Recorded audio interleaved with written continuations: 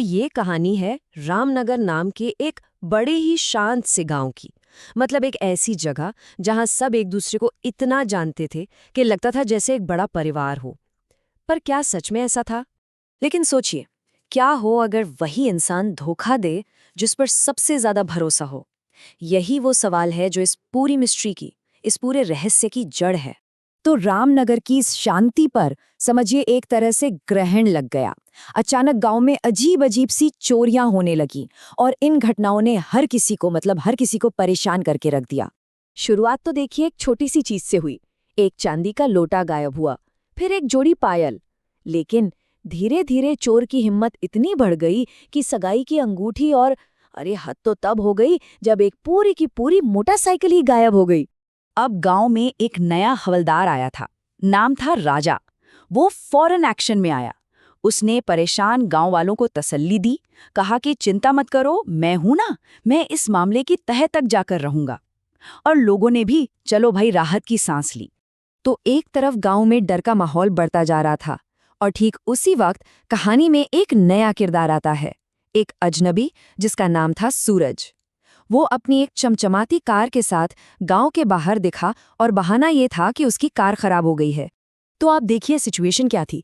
एक तरफ था राजा, सबका भरोसेमंद हवलदार, और दूसरी तरफ ये सूरज, एक अनजान रहस्यमयी आदमी। अब जाहिर सी बात है, गांव वालों के लिए शक की सुई किस पर जाके टिकेगी, ये बिल्कुल साफ था। पर मजे की बात ये थी कि सूरज ने गांव से जाने की कोई जल्दी नहीं दिखाई। उल्टा उसकी हरकतें और भी ज्यादा अजीब होने लगी और बस वो बन गया इस पूरे केस का प्राइम सस्पेक्ट। क्या क्या कर रहा था वो? देर रात को सड़कों पर घूमता था, अपनी गाड़ी ठीक करवाने के लिए मैकेनिक को बुलाने की कोई कोशिश ही नहीं की। और सबसे अजीब, उसे अंधेरे में कभी पेड़ पर चढ़ते देखा जाता तो कभी बिजली के खंभे पर।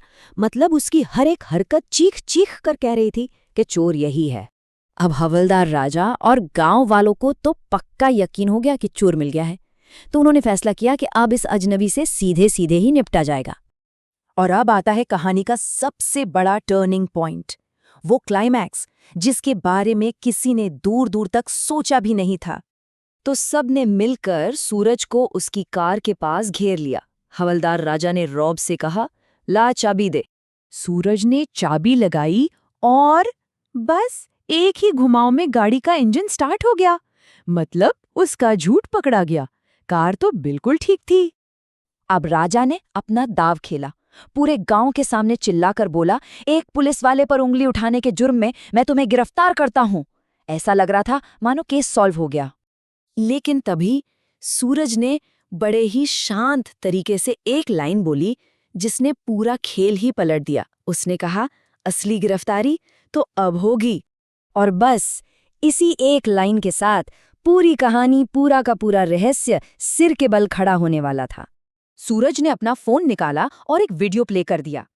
और उस वीडियो में हवलदार राजा खुद चोरियां करते हुए साफ साफ दिख रहा था।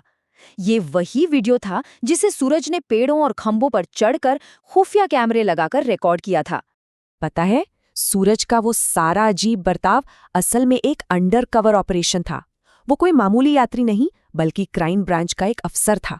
उसे गांव के मुखिया ने ही इन चोरियों को सुलझाने के लिए चुपचाप बुलाया था। तो राजा का प्लान क्या था? बड़ा सिंपल पर उतना ही शातिर। उसे पता चला कि गांव में एक नए हवलदार की पोस्ट खाली है और असली अफसर कुछ दिन लेट आएगा। तो वो पहले ही पहुंच गया और खुद को नया हवलदार बता दिया, ताकि भरोसे की आड़ में आराम से चोरियां कर सके और शक किसी बाहरी गैंग पर डाल दे। इसके बाद जब राजा के घर की तलाशी ली गई तो चोरी का 80% सामान वहीं से मिल गया। कुछ सामान वो बेच चुका था। मतलब अब शक की कोई गुंजाइश ही नहीं बची थी। पकड़े जाने पर राजा ने सब कुछ मान लिया। कहने लगा, मैं बहुत कर्ज में डूबा हुआ था, मुझसे गलती हो गई, मुझे माफ कर दो। लेकिन उसके इस कबूलनामे से गांव वालों के टूटे हुए भरोसे का क्या होता? तो देखा, कहानी का सबसे बड़ा विरोधाभास यही था। जो रक्षक लग रहा था असल में वही भक्षक था। और जिस बाहरी आदमी पर सब शक कर रहे थे, असली रक्षक तो वही निकला। ये कहानी हमें सोचने पर मजबूर करती है, भरोसे के बारे में और उन धोखों के बारे में जो कई बार हमारी आंखों के ठीक सामने होते हैं पर हम देख नहीं पाते। तो सवाल यही है कि कितनी बार सबसे बड़ा खतरा बिल्कुल सादे कपड़ों में हमारी नजरों के सामने ही छिपा होता है।